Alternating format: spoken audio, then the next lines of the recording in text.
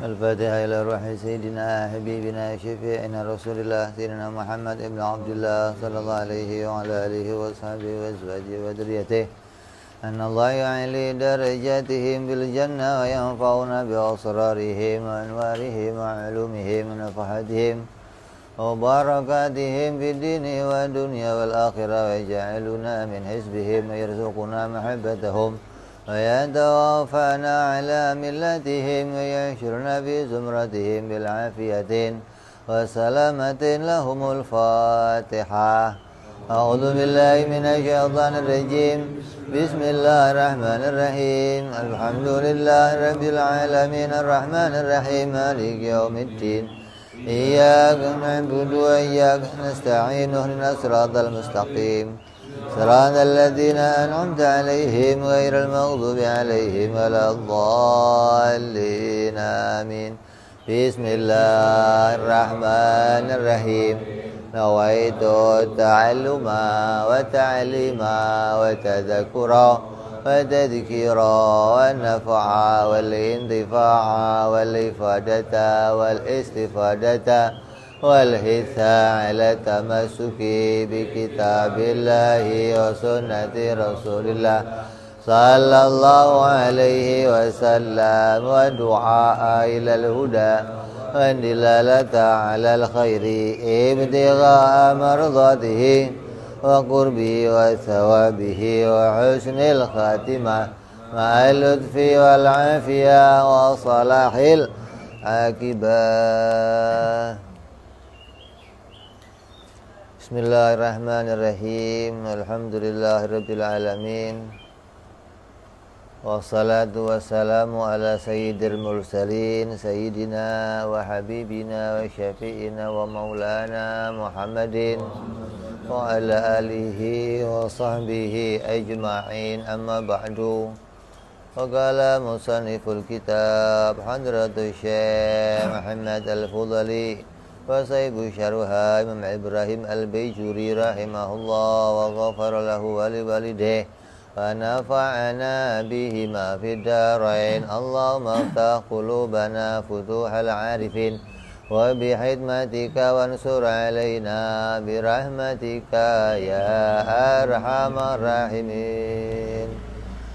Ila anqal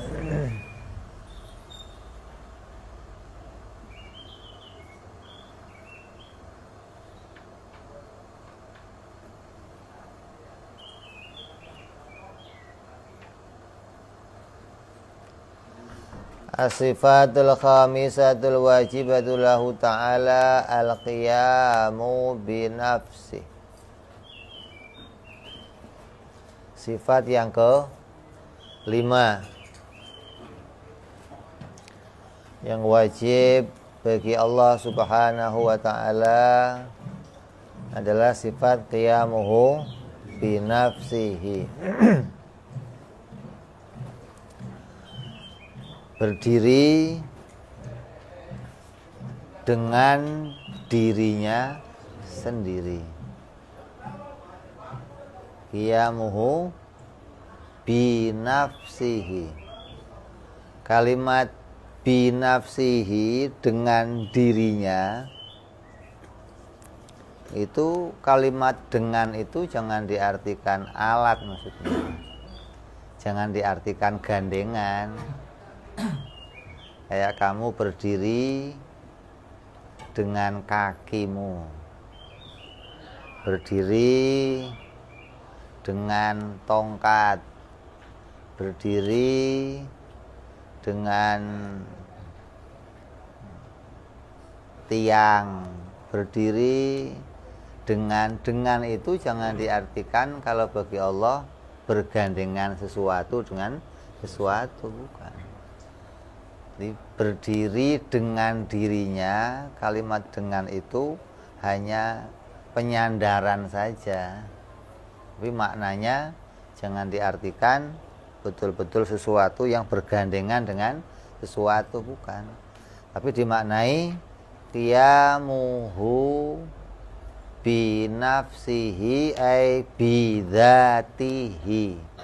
Allah berdiri pada dirinya sendiri. Maknanya Allah berdiri pada zatnya. Mau ngomong apa sih? Wa maknahu istighna'u anil mahal. Bahwa Allah itu adalah zat. Allah berdiri pada zat. Allah berdiri pada dirinya sendiri. Itu maknanya mau ngomong Allah itu adalah zat. Allah itu bukan sifat. Kalau Allah sifat, maka Allah berdiri pada zat yang lain. Karena sifat itu tidak bisa berdiri sendiri. Sifat itu selalu membutuhkan pada yang lain. Jadi kalau kita memaknai Allah berdiri sendiri, itu maknanya Allah maha kaya, istighna, artinya apa? Tidak butuh kepada zat yang lain. Kenapa kok Allah nggak butuh sama zat yang lain? Karena Allah itu ya zat. Kalau zat yang nggak butuh pada zat yang lain, maka Allah dikatakan adalah zat yang berdiri dengan dirinya sendiri, maknanya berdiri pada zatnya. Terus qiyam, berdiri itu jangan diartikan tegak lurus. Allah berdiri sendiri maknanya tegak lurus begini. Enggak. Ini makna ini hanya ada dalam maknanya tauhid. Kalau ini enggak berdiri sendiri, Beb, kenapa? Dipegangin. Hah? Kalau enggak dipegangin berdiri, lah itu berdiri sendiri katanya. Kalau begini enggak berdiri sendiri. Jangan pakai mata. Yang dimaksud berdiri sendiri itu adalah zat. Makna atau definisi dari zat dalam ilmu tauhid itu sesuatu yang berdiri sendiri, gitu loh. Allah berdiri sendiri, maknanya Allah adalah zat, gitu. Jadi jangan diartikan berdiri itu yang begini, bukan. Ini salah arti kamu kalau begitu. Allah itu berdiri sendiri, tegak lurus ke atas gitu. Wah, bahaya. Gimana kalau saya maknai begitu, Beb? Kafir. Kenapa? Dalam perkataan imam-imam kita, Imam Syafi'i dan yang lain-lainnya, siapa yang menyifati Allah dengan sifat makhluk, maka hukumnya kafir. Kalau berdiri tegak berarti kan sifatnya sifat makhluk. Maka orang yang mensifati Allah dengan sifat makhluk hukumnya kafir. Kalau berdiri sendiri itu dimaknai zat. Nah, sekarang kita bicara HP ini zat apa bukan? Hah? HP ini zat apa sifat? Zat. Dia berdiri sendiri. Berarti kalau dia berdiri sendiri, sama berdiri sendiri bagi HP itu enggak harus begini. HP itu begini juga berdiri sendiri, begitu loh. Kenapa? Begini posisinya dia juga disebut zat, gitu loh. Begini zat, begini zat. Jadi berdiri sendiri jangan diartikan yang tegak lurus, baik bagi makhluk ataupun bagi Allah. Karena yang mau kita omong ini berdiri yang maknanya menurut ilmu tauhid, bukan berdiri sendiri menurut ilmu adat. Kalau berdiri pakai ilmu adat, itu yang kayak anak kecil, anak kamu bisa berdiri sendiri. Ya, tadinya merangkak. Itu bawa apa sih? Matiin. Sono, jauhin sono.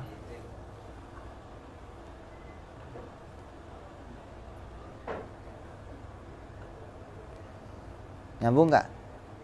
Jadi berdiri sendiri itu baik bagi makhluk maupun bagi Tuhan, bagi Allah, itu punya makna dia adalah zat.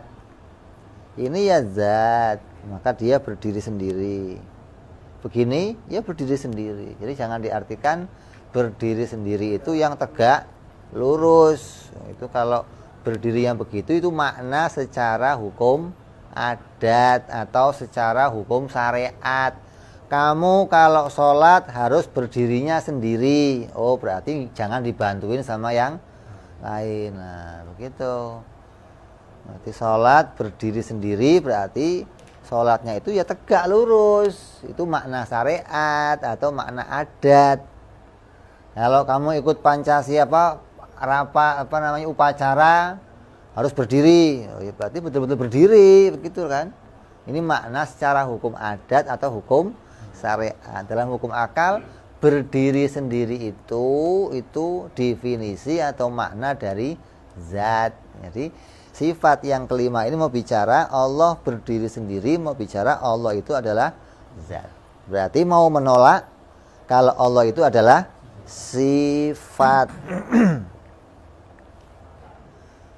Mau menolak kalau Allah itu sifat. Nah, kalau Allah itu sifat bagaimana? Berarti enggak berdiri sendiri. Ada enggak yang memaknai Allah itu sifat? Hah? Yang mengimani, yang meyakini Tuhan itu sifat ada enggak? Ada. Dalam keyakinannya banyak orang, seperti contohnya orang Nasrani, mereka meyakini Tuhan itu adalah sifat. Kalau Tuhan itu sifat berarti dia berdiri pada yang lain.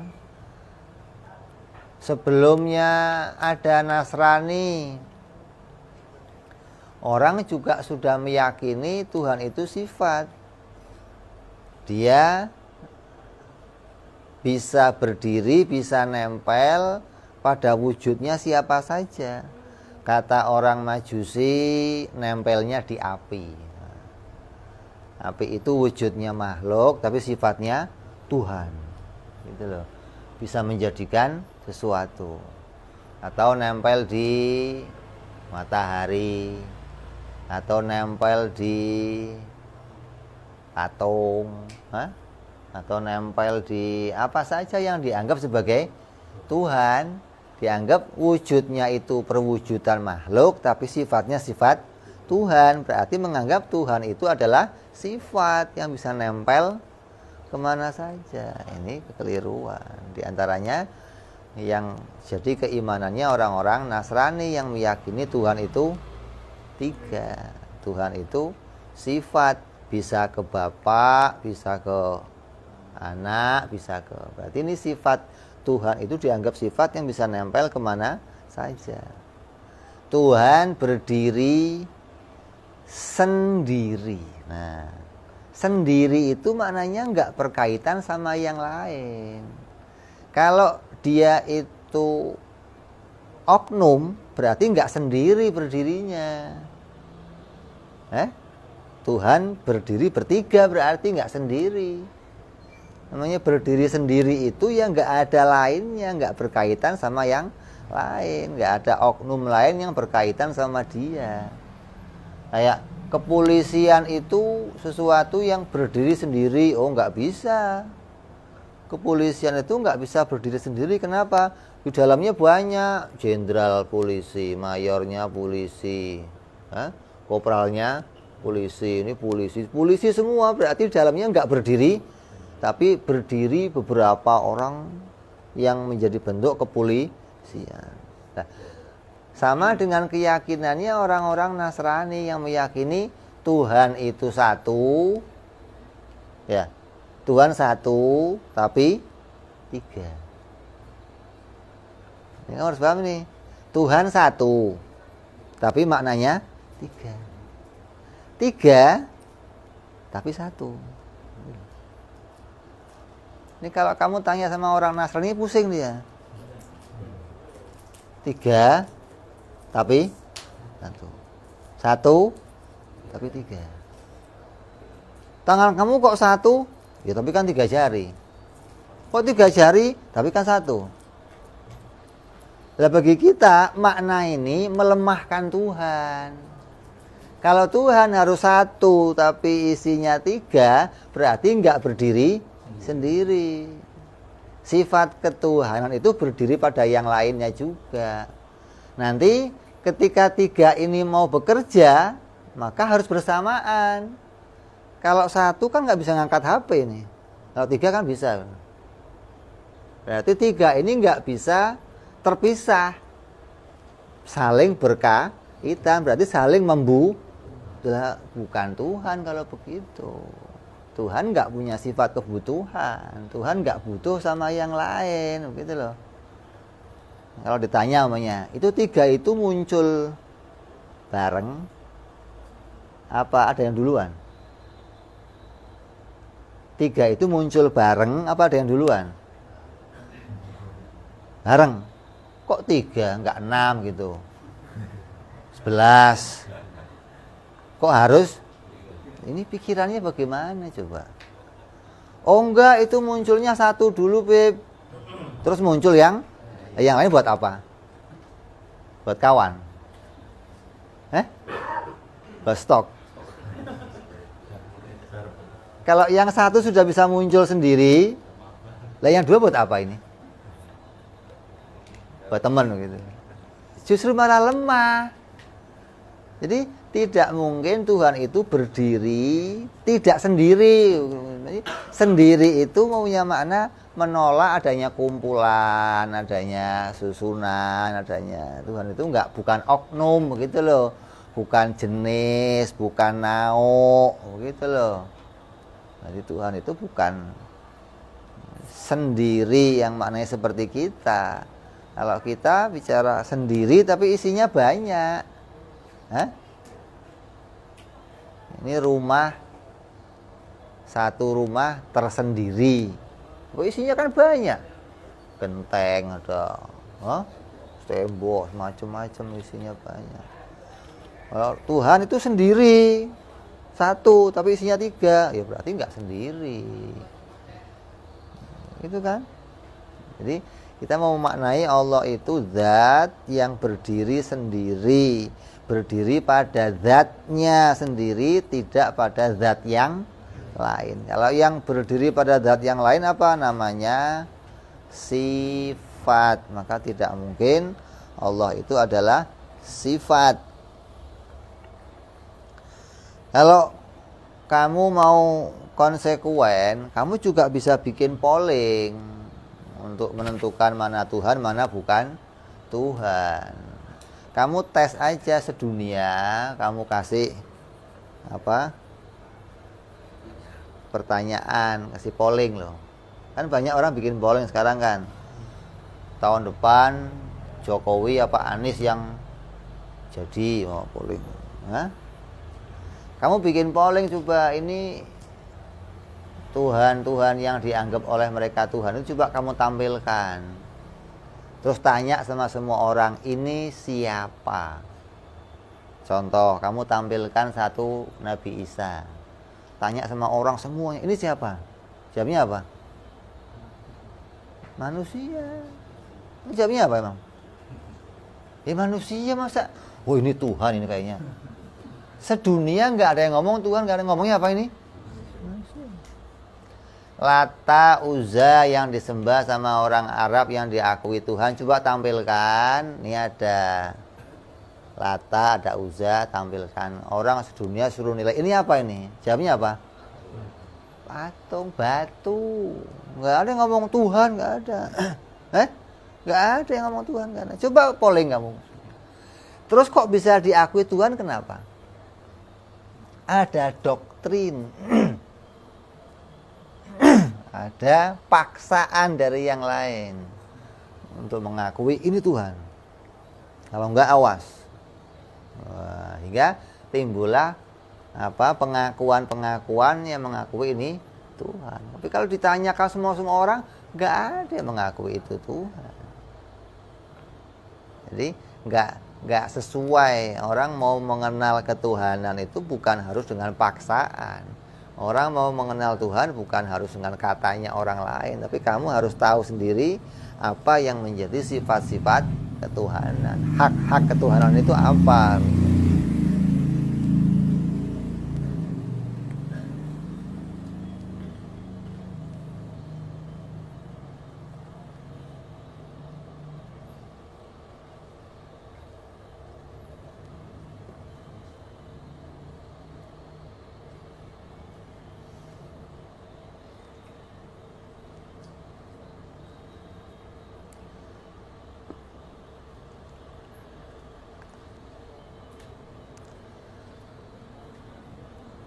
Maknahu istighna'u anil mahal, tidak butuh kepada tempat.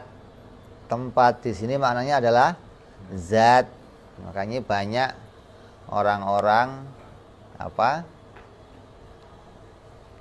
penterjemah ilmu tauhid yang salah menterjemahi. Makanya kiai itu pesan dulu selalu, jangan menterjemahi kitab tauhid pakai kamus. Kiai paling marah. Mesti salah. Karena kalau di kamus mahal itu tempat. Allah nggak butuh tempat. Lah, pembahasan Allah nggak butuh tempat itu bukan di sini, tapi pada sifat mukhalafah lil hawadits. Sudah dibahas Allah itu bukan jirim.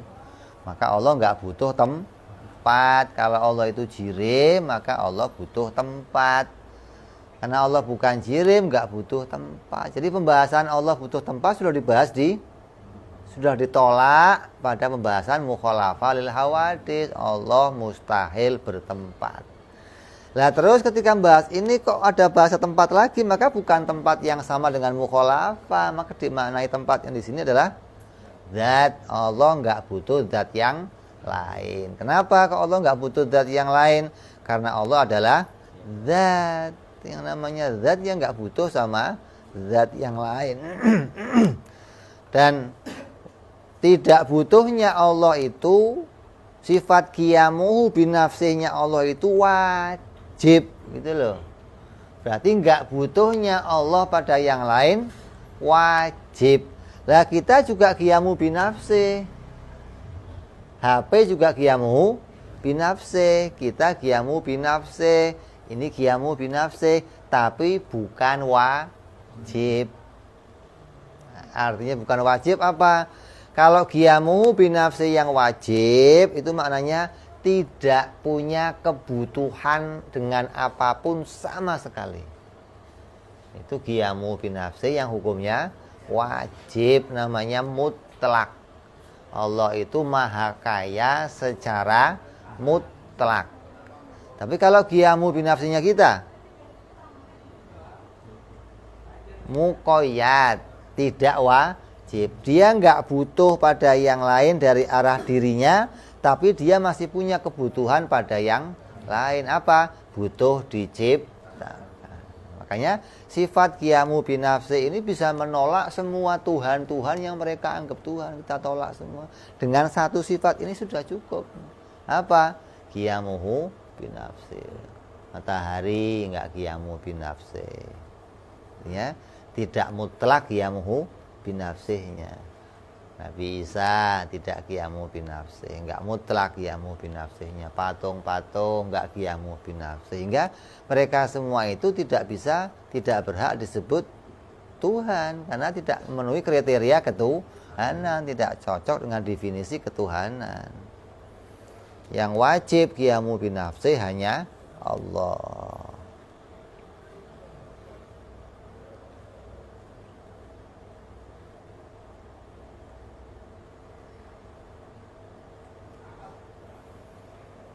Wal mukhassis, dan tidak butuh pula pada mukhassis. Jadi satu sifat ini punya dua penafsiran.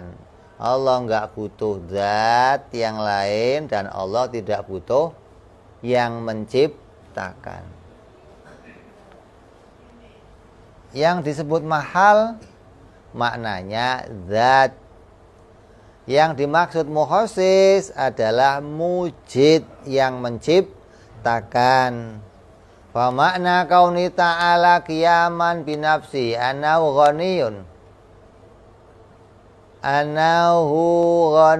anidzat yakumu biha wa ghaniyun anil mujid li anna ta'ala huwa mujidun lil asya. Jadi ditafsir dengan dua penafsiran. Allah tidak butuh zat yang lain dan Allah tidak butuh pencipta. Maka pembahasan qiyamu binafsi ini menghasilkan 4 kesimpulan sebagaimana pendapatnya Imam As-Sanusi di dalam kitab Muqaddimah Al-Wusta. Di situ Imam Sanusi mengatakan pertama, wujud yang enggak butuh pada zat yang lain dan enggak butuh pada pencipta. Siapa itu? Hah?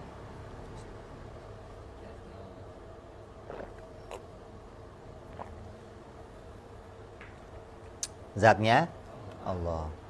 Enggak butuh apa? Zat yang lain dan enggak butuh pencipta.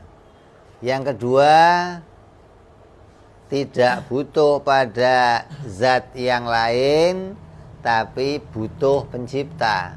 Siapa? Zatnya makhluk. Yang ketiga, butuh pada zat yang lain dan butuh pada pencipta. Siapa ini? Sifatnya makhluk. Yang keempat, berdiri pada zat yang lain dan tidak butuh pada pencipta. Sifatnya Allah.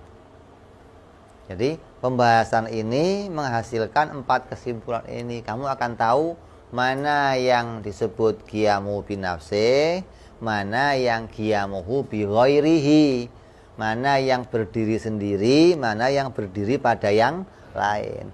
Kalau sifat itu ya berdiri pada yang lain. Sifatnya kita ya berdiri pada yang lain, pada zat kita. Sifatnya Allah ya berdiri pada zatnya Allah. Hanya sifatnya Allah tidak butuh diciptakan. Itu sifatnya kita udah butuh pada yang lain, butuh pula diciptakan. Ini kesimpulan dari pembahasan qiyamu binafsi. Kita bisa pahami bahwa kita bisa mengenali mana keadaan zatnya Allah, mana keadaan sifatnya Allah, mana keadaan zatnya makhluk, dan mana keadaan sifatnya makhluk. Hingga kamu gak akan saling tertukar, gak akan mensifati yang miliknya Allah kepada makhluk atau yang punya makhluk kepada Allah, karena punya definisi yang berbeda. Kalau definisi pada Allah, maka itu kaya secara mutlak. Kalau definisi pada kita, maka kayanya secara muqayyad. Satu sisi dia tidak butuh pada yang lain, tapi sisi yang lain dia butuh diciptakan. Berarti qiyamu binafsinya tidak mutlak.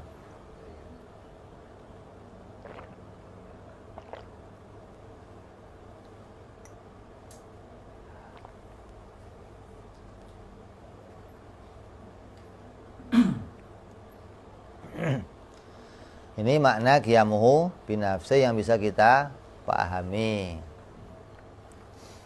Terus wadalilu, apa dalilnya kalau Allah itu harus qiyamuhu binafsi? Apa dalilnya kalau Allah itu pasti berdiri pada zatnya sendiri? Wadalilu ala dzalika annahu ta'ala qa'iman binafsi. Antakula, dalilnya Allah itu qiyamu binafsi, maka bisa kamu katakan begini: laukanallahu ta'ala muhtajan ilal mahallin. Lau ini kalau kiai ngertiinnya ini mengarah pada sesuatu yang mustahil. Andai, tapi pengandaian yang maknanya mustahil. Karena mengandai-andai itu bisa hasilnya mustahil. Andai, seandainya Allah itu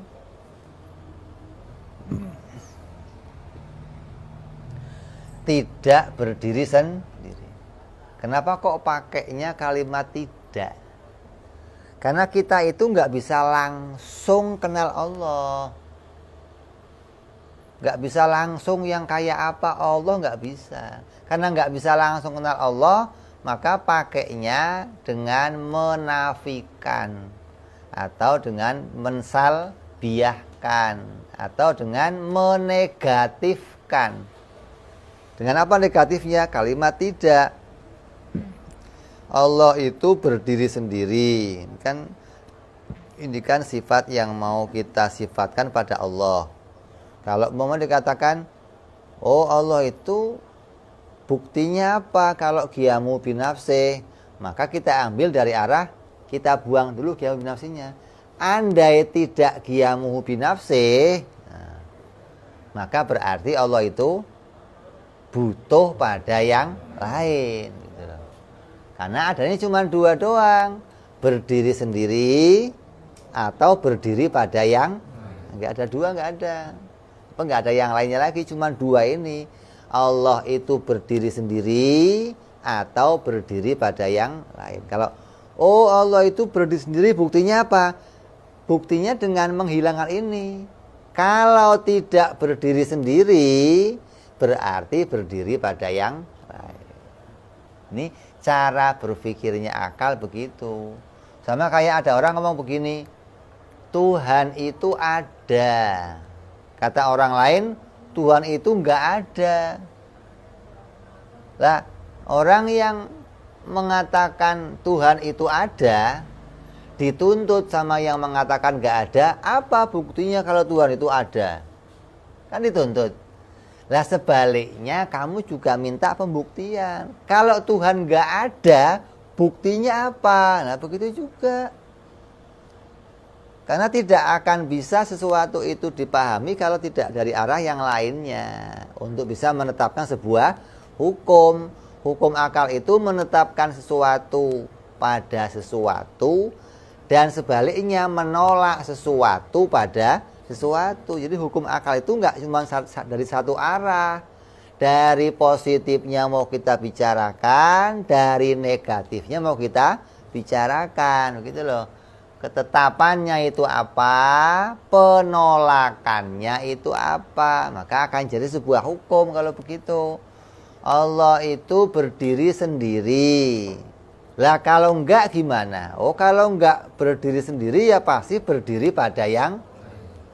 Kalau Allah berdiri pada yang lain bagaimana?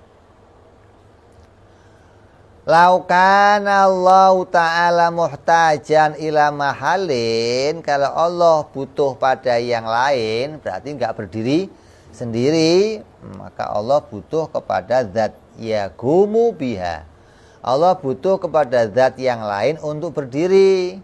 Seperti apa terus? Kamaftaqarul bayat ila zat. Seperti butuhnya putih pada zat. Putih ini nggak bisa berdiri sendiri. Putih itu selalu butuh pada sesuatu. Contohnya ini putihnya papan. Berarti putih itu butuh sama papan. Kalau nggak ada papan, putih itu nggak bisa di sini, gitu loh. Dia bisanya di mana? Ya di mana saja yang dia ada zat. Di peci ya boleh, tembok boleh, baju boleh. Tandanya apa? Putih tidak bisa berdiri. Dia butuh zat yang lain. Dia butuh pada zat. Jadi Kalau Allah itu tidak berdiri sendiri, berarti berdiri pada yang lain. Kalau berdiri pada yang lain, berarti dia bukan zat, tapi dia namanya, karena adanya dua doang, zat dan sifat. Enggak ada lainnya, enggak ada. Kita meyakini Allah itu zat, sementara yang lain meyakini Allah itu sifat. Kenapa kok sifat? Karena Allah dianggap bisa berdiri pada yang lain. Kadang nempel sono, nempel sini, nempel. Ada lagi yang parah. Allah itu kalau hambanya itu ada yang celaka, kadang menjelma jadi manusia. Ini parah lagi. Akan membantu hambanya menyelesaikan masalah. Nanti kalau ada yang lain lagi celaka hambanya, dia berubah lagi jadi itu. Ini Tuhan apa itu? Tuhan apa bunglon gitu loh, kok bolak-balik nggak jelas begitu. Kenapa kok diyakini begitu? Karena mereka meyakini Tuhan itu adalah sifat yang nggak berdiri sendiri, yang bisa berganti sana, berganti sini. Kan dia maha kuasa. Masa nggak bisa begitu? Nah ini maha kuasanya kebablasan begitu. Dianggap kalau maha kuasa itu apa aja kuasa, begitu loh. Jadi orang kalau nggak ngaji itu sudah berat dah, repot dah. Ini siapa aja kalau yang nggak ngaji mesti akan salah mensifati Allah. Makanya hati-hati ini, kita penting ini ngaji ini. Karena kamu salah-salah ngaji ini nanti bisa kafir. Sampai kamu mengatakan Tuhan itu sifat, maka hukumnya kamu kafir, gitu loh. Mengatakan Tuhan bisa nempel sono, nempel sini, nempel sono, kafir sudah. Itu bersemayam, itu di mukhalafah itu. Jadi kalau mengatakan Tuhan itu sifat, berarti dia tidak berdiri sendiri, berarti dia selalu berkait pada wujudnya yang lain. Sama aja kamu mensifati Allah dengan sifatnya makhluk. Oh ini bahaya. Jadi kalau Allah itu tidak berdiri sendiri, pasti berdiri pada yang lain. Nah kalau berdiri pada yang lain gimana? Berarti dia sifat. Nah kalau Allah sifat, emangnya kenapa?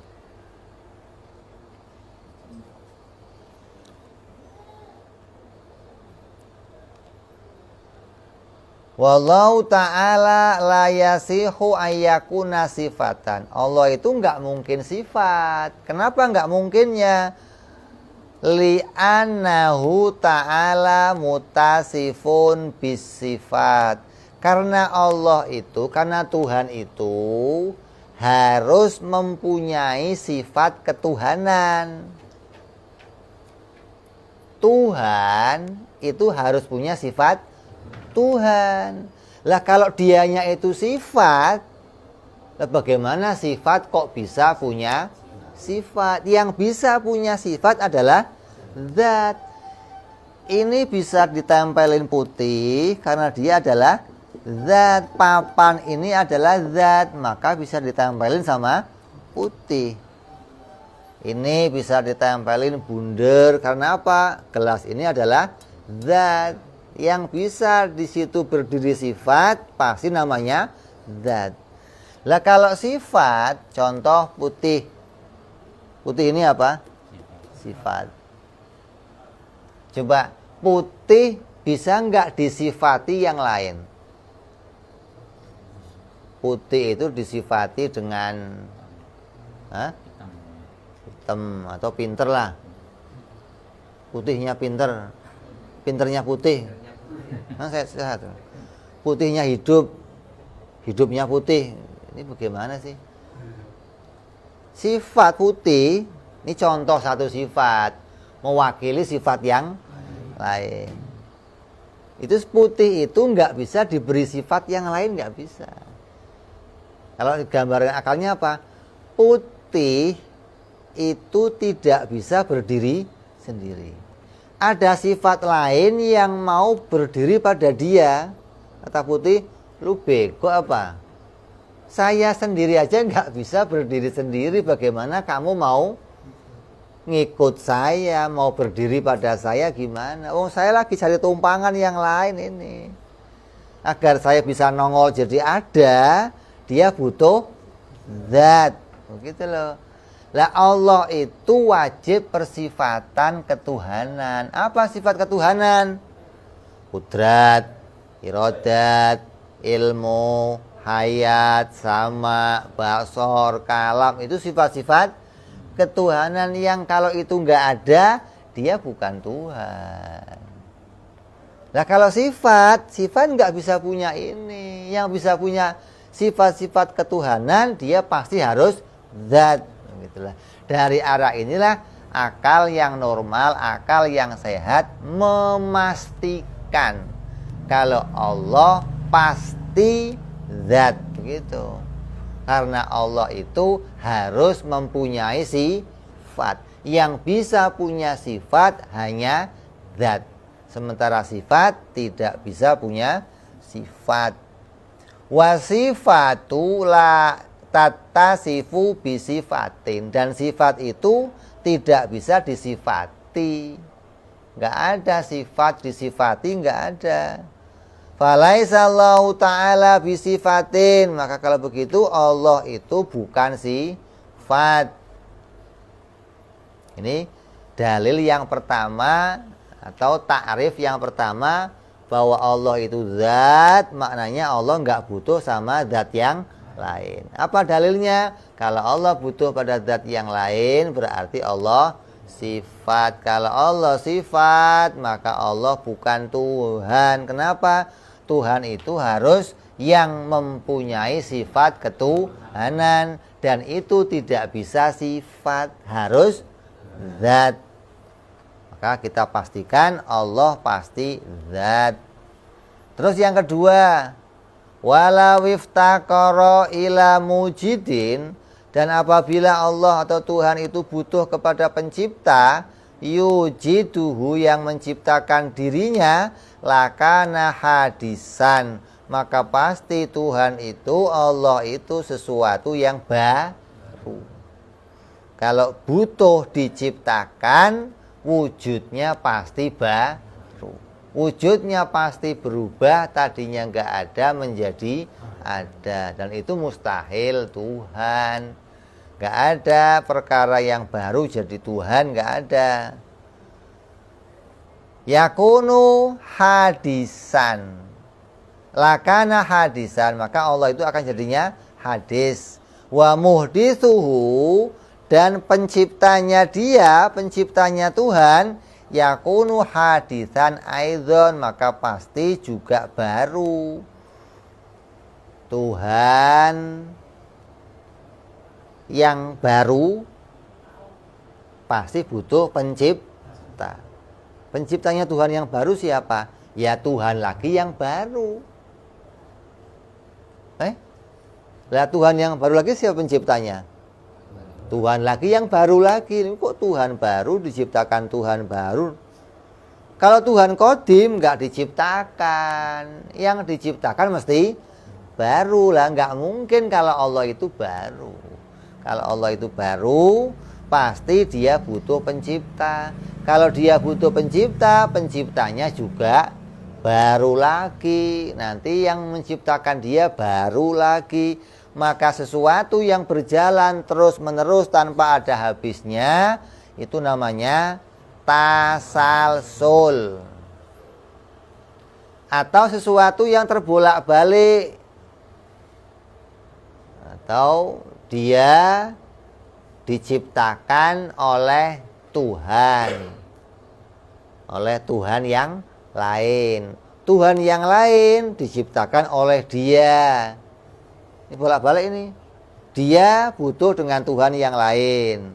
Tuhan yang lain butuh pada dia. Namanya apa ini? Daur. Berputarnya sesuatu tanpa ada ujungnya. Telur dari ayam, ayam dari telur. Terus kapan selesainya? Muter begitu. Jadi sesuatu yang berputar-putar itu tidak akan punya jawaban. Atau sesuatu yang bersambung-sambung juga tidak akan punya jawaban. Maka dua perkara ini daur dan tasasul, pasti itu bukan suatu jawaban. Tidak bisa dijadikan satu pedoman. Fayalzamu daur awi tasalsul. Fathabata anahu ta'ala ghaniyun ghaniyul mutlak. Maka dari pembahasan ini, dari dalil ini bisa dipahami, oh ternyata Allah itu mustahil sifat. Dan Allah mustahil diciptakan. Kalau Allah mustahil sifat, berarti dia zat. Kalau Allah mustahil diciptakan, berarti dia qadim.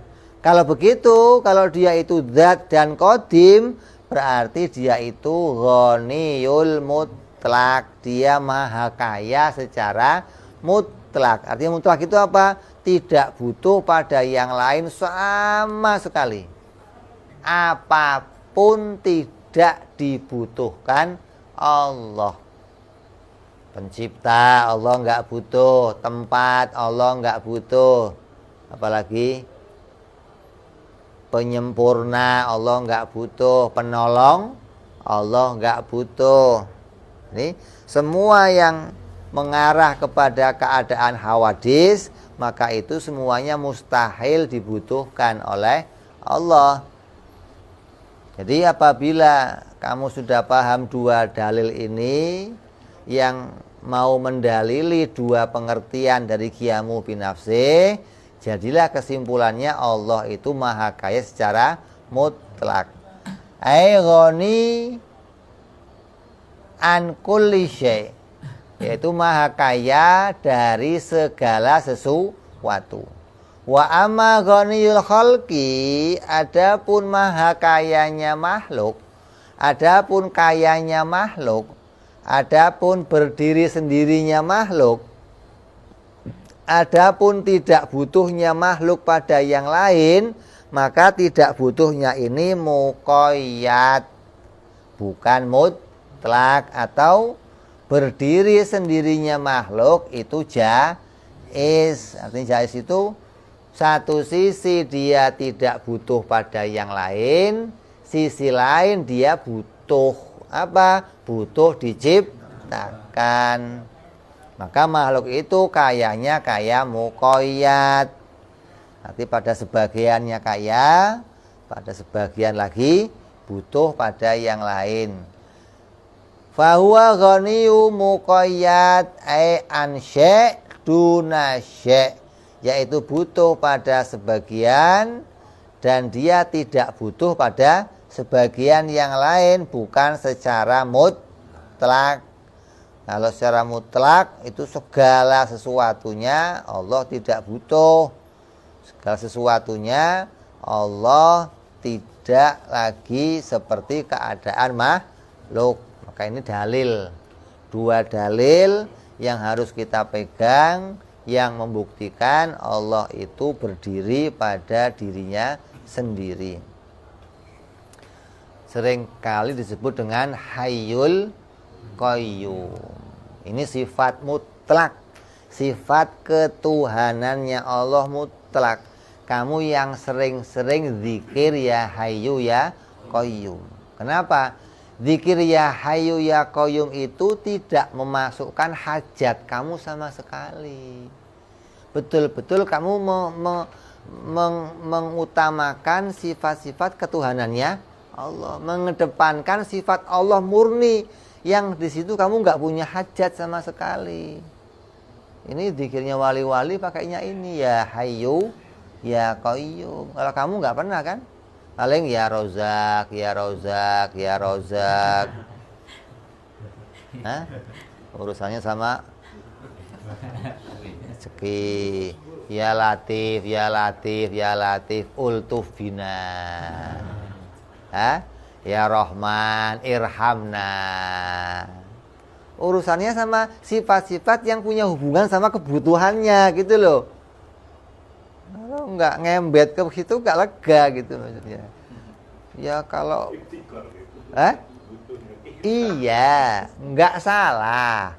tapi ada waktu yang kamu siapkan untuk memuji Allah tanpa kamu menghadirkan hajat kamu gitu loh. Itu sama aja kamu mau mengedepankan engkau ini Tuhan ya Allah, Tuhan pokoknya.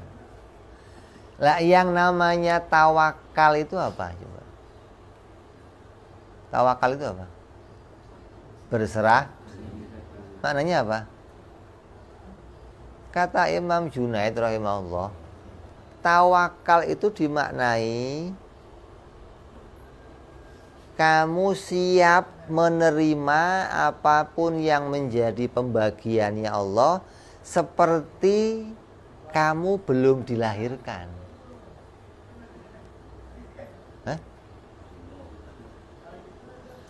Waktu kamu sebelum dilahirkan, yang memilihkan orang tua kamu siapa? Kamu milih sendiri apa enggak? Kalau milih sendiri, kamu pengen jadi anaknya siapa?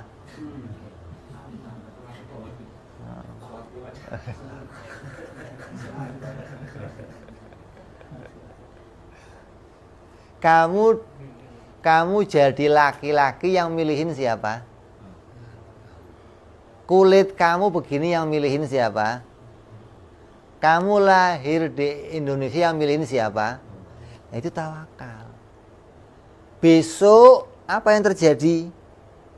Kamu harus yakin seperti kamu sebelum dilahirkan, besok urusannya Allah.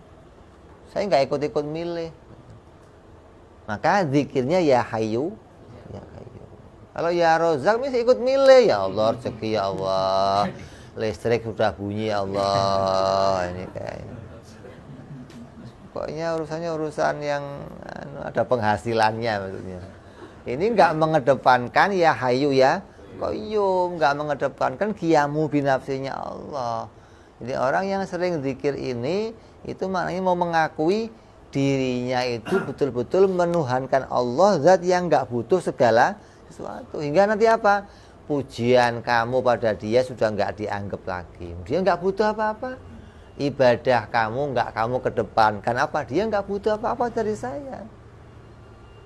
Tapi tetap ibadah, jangan Allah kan nggak butuh, ngapain saya sholat? Oh ini Allahnya nggak butuh, elunya butuh. Butuh sholat, butuh ibadah, butuh diakui sebagai hamba. Allah nggak butuh kamu akui sebagai Tuhan, tapi saya butuh ya Allah diakui sebagai hamba. Kalau sampai saya nggak diakui hamba, waduh, ini mau minta pengakuan siapa coba? KUA. Sertifikat KUA gitu, atau meminta pengakuan dari MUI, Ustadz teladan gitu. Jangan sampai jadi Ustadz good looking, bahaya. Waduh, ente kalau Ustadz good looking bisa.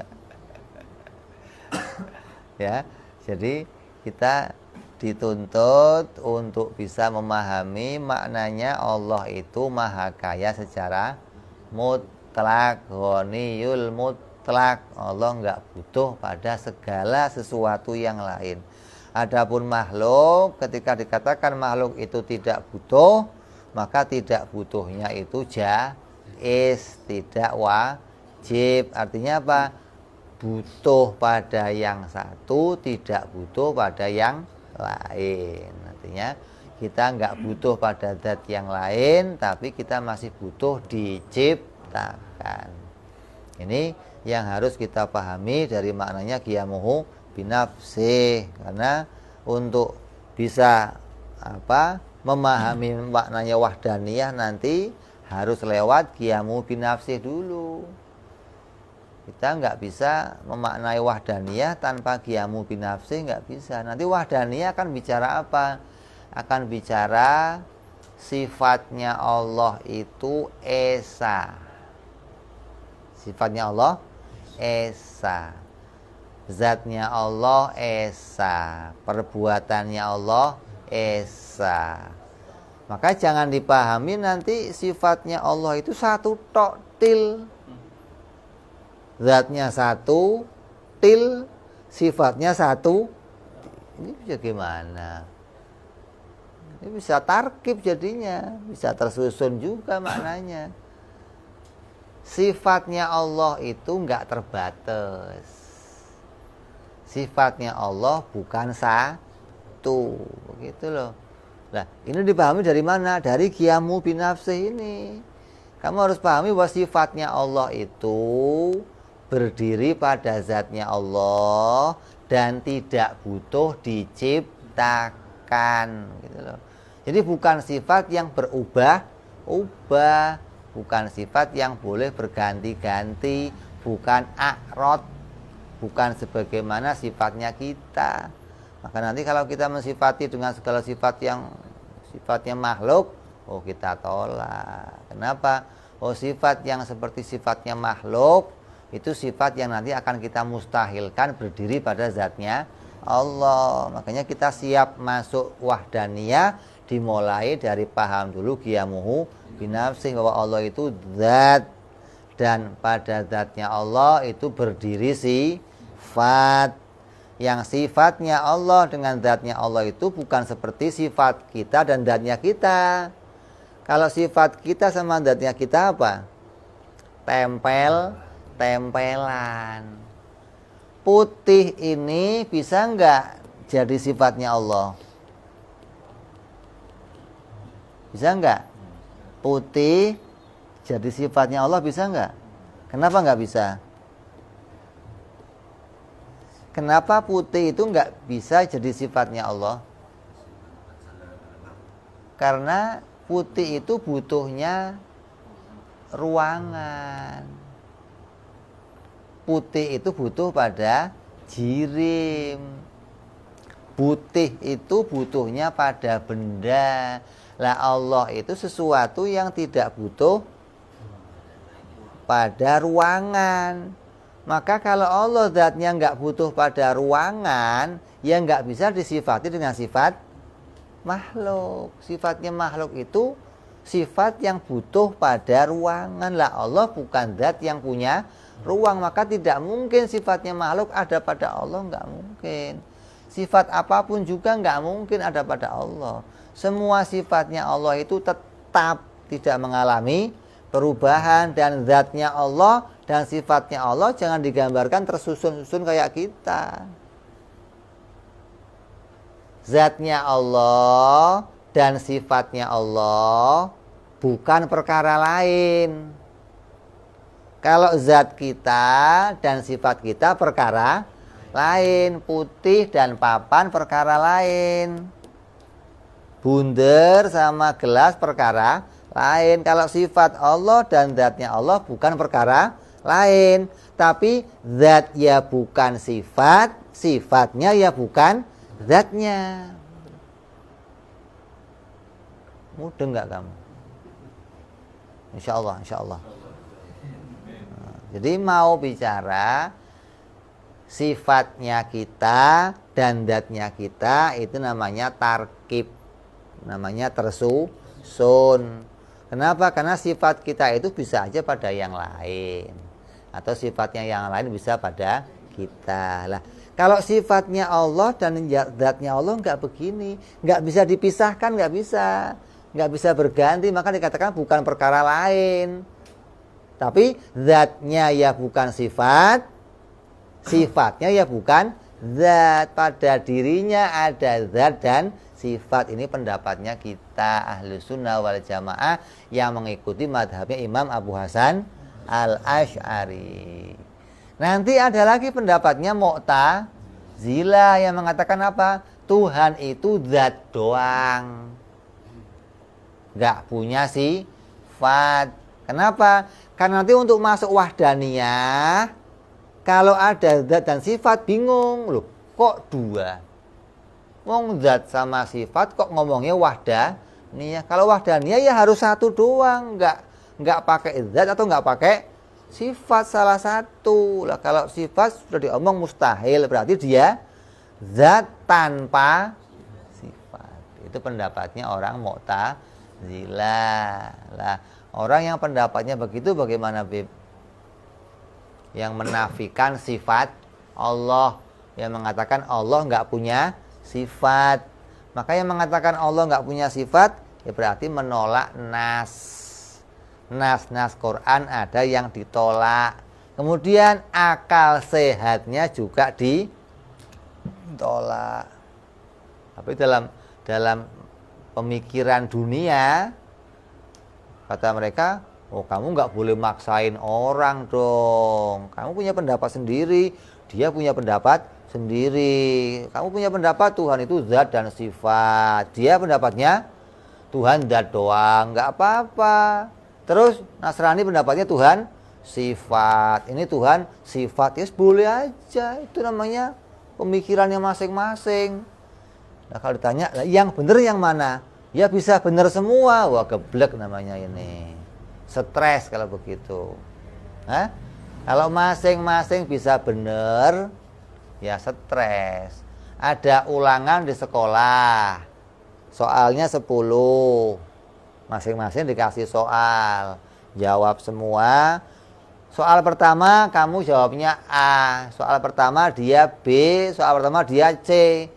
Yang betul mana guru? Ya betul semua.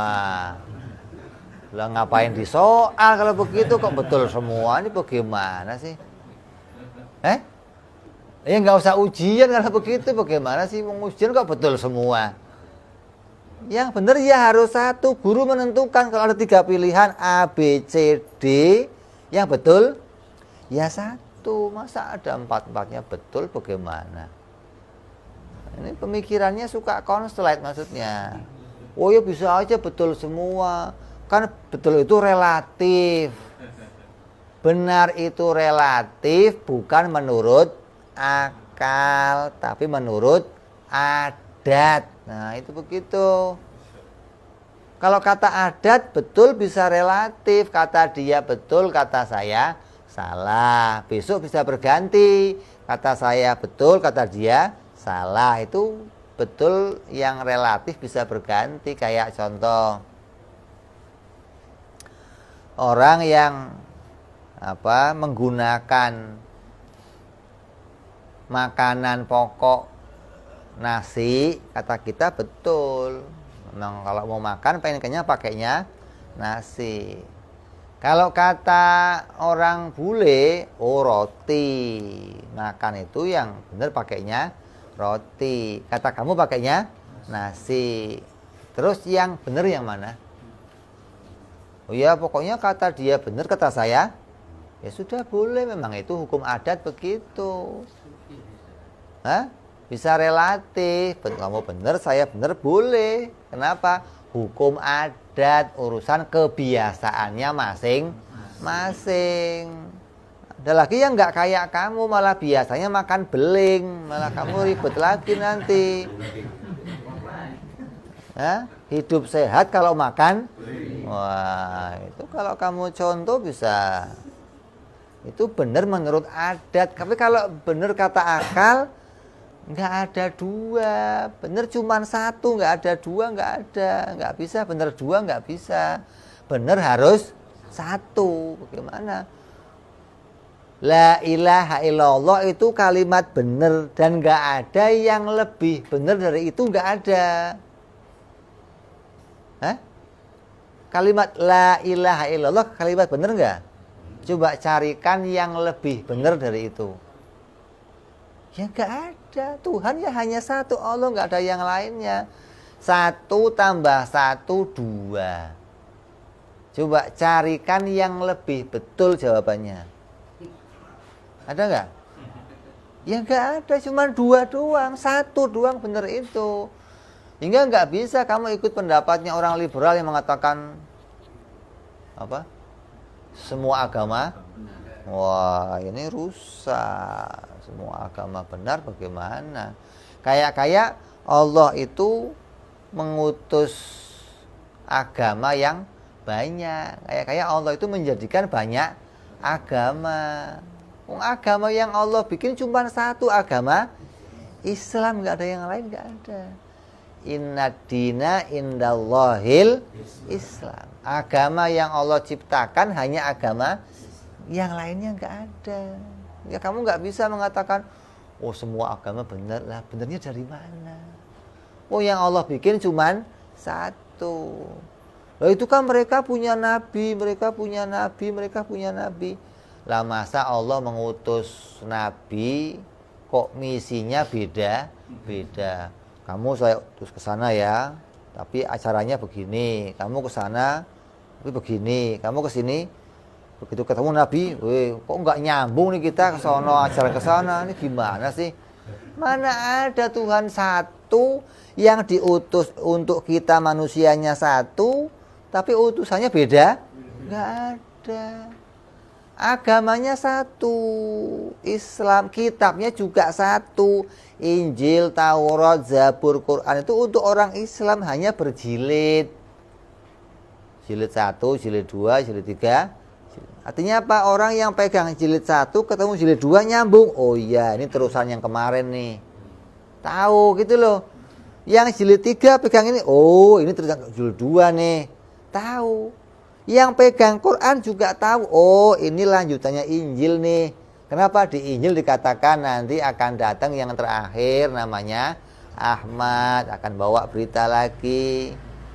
Ini bukan bertentangan, jadi nggak bisa kamu katakan agama itu semuanya benar lah. Agama benar itu dari mana yang bikin? Yang bikin satu doang Allah, dan yang dibikin Allah cuman Islam. Bagaimana kok ada agama yang lain? Jadi ini pemutarbalikan fakta. Jangan sampai kita mengikuti apa yang jadi pemahaman banyak orang tentang ini. Ini batasan kita mau masuk ke wadah wahdaniyah, tetap mengimani Allah itu zat yang punya sifat tapi salah. Esanya besok kita bahas. Jangan sampai pahamnya nanti Allah itu untuk sampai kepada esa ya nggak boleh dua begini. Kalau dua begini ya nggak esa. Itu kalau duanya pada kita. Jadi kita akan bahas satu yang pada Allah, yang maknanya bagaimana. Ini mudah-mudahan pemahaman ini bisa kita pahami, bisa kita jadikan dalil, bisa kita imani bahwa Allah itu zat yang nggak butuh pada segala sesuatu, dan kita semuanya makhluknya butuh hanya kepada Allah Subhanahu wa ta'ala. Mudah-mudahan hati kita oleh Allah diluaskan, diterangkan ya Allah, dijadikan hati yang bisa menerima apapun yang menjadi pembagianmu ya Allah, hati yang bisa menerima takdir-takdirmu ya Allah, hati yang selalu bisa tunduk pada perintah-perintahmu ya Allah, hati yang diluaskan, hati yang dimudahkan segala urusannya, hati yang disinari dengan sinar tauhid, sinar akidah, sinar keimanan, hingga hati kita bisa senantiasa mengesahkan Allah Subhanahu wa ta'ala. Hati kita bisa mengucapkan la ilaha illallah dari hari ke hari hingga hari kematian kita, bisa membawa kalimat la ilaha illallah, matinya kita dalam keadaan husnul khatimah bibarakati Nabi Muhammad sallallahu alaihi wasallam. Ala hadiniyah wa ala niyatin salihah wa ila hadratin Nabi. Al-Fatihah. A'udzu billahi minasyaitonir rajim. Bismillahirrahmanirrahim. Alhamdulillahi rabbil alamin arrahmanir rahim maliki yaumiddin. Iyyaka na'budu wa iyyaka nasta'in ihdinas siratal mustaqim siratal ladzina an'amta 'alaihim ghairil maghdubi 'alaihim waladdallin. Amin. Ya Rabbana tarabna bi anana tarabna wa anana asrabna 'ala ladha ishrafna fatub taghsil kulli auba wastur lana aurati wa amini rawati waghfir li walidina wal ali wal ihwani wa sairil hilani au jiratin au suhbah wal muslimina ijma' fadlan wa judan manna la biktisabi minna bil mustafa rasulillah نهضى بكل سولي صلى عليه أدى الحب وآله والحمد لله بالبدء والثناء سبحان ربك رب العزة عما يصفون سلام على المرسلين والحمد لله رب العالمين.